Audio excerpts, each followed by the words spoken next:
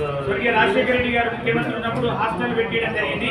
Hostel సిటీలో కానీ జిల్లా వ్యాప్తంగా ఎంతో మంది లక్షలాది మంది బడుగు బలహీన వర్గాల విద్యార్థులు చదువుకొని ఇంజనీరింగ్, ఎంబీఏ, ఎంసీఏ చదువు ఉన్నతమైన స్థాయిలో ఉంటారు.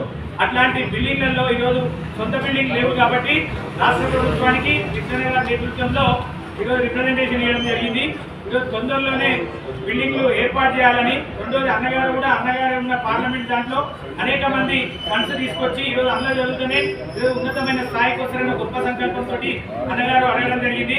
ఈరోజు కృష్ణన్న లాంటి పెద్ద ఉద్యమ నాయకుడు, ఈరోజు దేశవ్యాప్తంగా బీసీలకు హక్కుల కోసం పోరాటం చేసిన నాయకుడు హాస్టల్ ఒక మంచి హాస్టల్ చదువుకున్నారు కాబట్టి అంత గొప్ప స్థాయికి వచ్చింది. కాబట్టి ఈరోజు మంచి సౌకర్యం ఉండి ఒక పెద్ద మల్టీలాగా బిల్డింగ్లు కడితే మన దేశ భవిష్యత్తు కూడా విద్యార్థులు కాబట్టి గొప్ప స్థాయిలో రావాలంటే అబ్దుల్ కలాం, ఆర్ కృష్ణన్న లాంటి వాళ్ళు పుట్టాలంటే, వాళ్ళు రావాలంటే అలాంటి హాస్టల్ కావాలని చెప్పి కృష్ణన్న గారు రిప్రజెంటేషన్ ఇచ్చి ఈరోజు మంచి మంచి గవర్నమెంట్ కాలేజీలలో ఖాళీ ఉన్న బిల్డింగ్లలో ఎంతో మంది ఎన్నో చెత్త చెదారం వేసి రెండోది బర్రెలు వెయ్యి వేస్ట్ అవుతా ఉంది.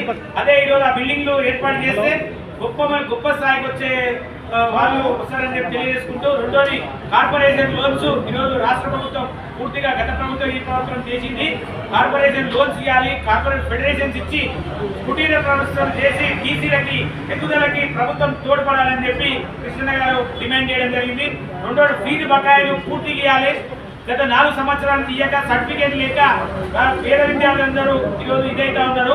తొందరగా బడ్జెట్ విడుదల చేయాలని చెప్పేసి చెప్పడం జరిగింది. రెండోది 42 రిజర్వేషన్ మీద చట్టబద్ధత కల్పించాలని చెప్పి రేపు కృష్ణన్న గారి ఆధ్వర్యంలో అన్ని జిల్లా సెంటర్లో పెద్ద నిరసన వ్యక్తం చేస్తా ఉన్నాము.